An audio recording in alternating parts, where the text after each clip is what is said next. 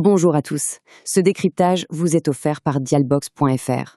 Aujourd'hui, on plonge au cœur d'un scandale qui secoue la France.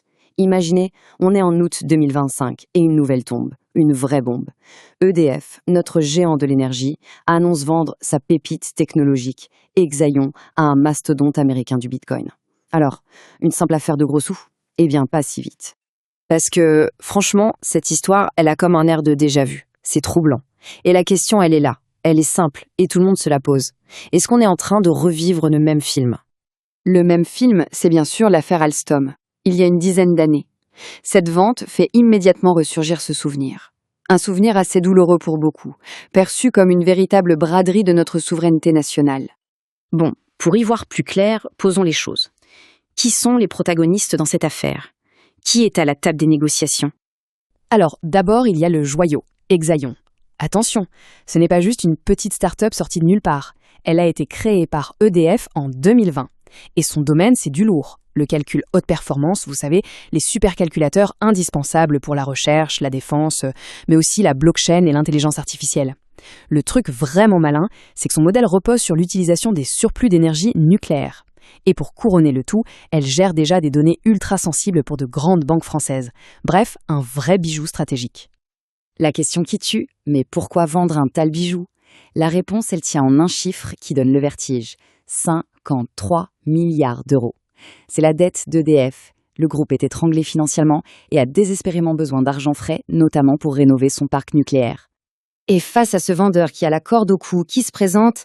L'acheteur, Mara Holdings, un géant américain du minage de Bitcoin. Autant dire qu'ils ont les poches profondes. Et leur plan est limpide, mettre un play, et même les deux, dans le calcul haute performance ici en Europe. Ok, on a les acteurs, on a le mobile financier, mais l'histoire ne s'arrête pas là, loin de là. Parce que le véritable enjeu, il n'est pas sur une ligne de compte, il est bien plus crucial, c'est notre souveraineté numérique qui est en jeu. Et le cœur du problème, le truc qui met le feu aux poudres politiques, ça s'appelle le Cloud Act. C'est une loi américaine qui date de 2018. Pour faire simple, elle donne le droit aux autorités américaines de mettre leur nez dans les données de n'importe quelle entreprise contrôlée par des Américains. Et le détail qui change tout, peu importe où les serveurs sont situés sur la planète. L'analogie est parfaite et assez parlante. C'est comme si la police américaine pouvait perquisitionner un coffre-fort dans une banque en France juste parce que cette banque a un propriétaire américain. Transposons ça à Exaion. Si l'entreprise devient américaine, eh bien toutes ces données sensibles, bancaires, recherche, santé, deviennent potentiellement accessibles au gouvernement américain, légalement. Et voilà, on y revient. C'est là que ce sentiment de déjà-vu devient presque angoissant. On a l'impression de regarder un replay, la rediffusion d'un mauvais film qu'on a déjà vu. Pourquoi tout le monde est si méfiant des belles promesses de l'acheteur? Parce qu'on a de la mémoire. Rappelez-vous Alstom. General Electric débarque, la main sur le cœur et promet de créer 1000 emplois. Résultat des courses, moins 1155 emplois rien que sur le site de Belfort. Voilà pourquoi les promesses, aujourd'hui, on s'en méfie. Et quand on met les deux affaires côte à côte, le parallèle est juste saisissant.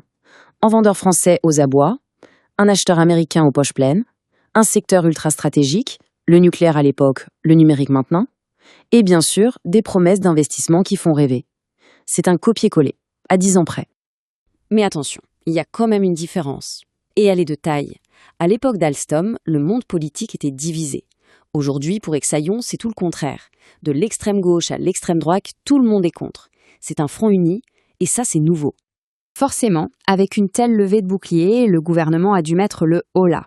Le deal est en pause, suspendu. Et du coup, la France se retrouve à un carrefour. Plusieurs routes sont possibles pour l'avenir.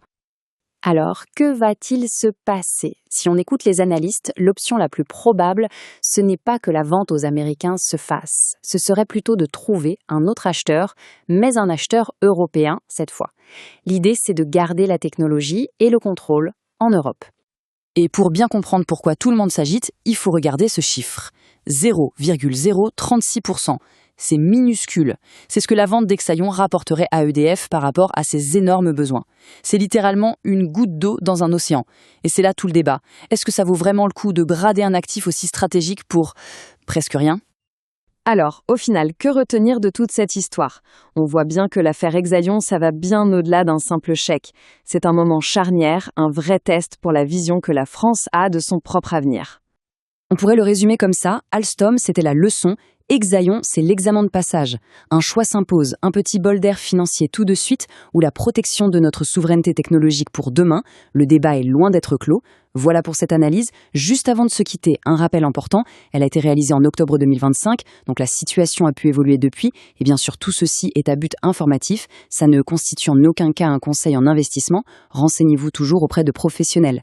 Merci beaucoup d'avoir suivi ce décryptage qui vous était offert par Dialbox.fr. Si ça vous a plu, le meilleur moyen de nous soutenir, c'est de liker, partager et de nous dire en commentaire ce que vous en avez pensé. Et surtout, abonnez-vous pour ne rien manquer. À très bientôt.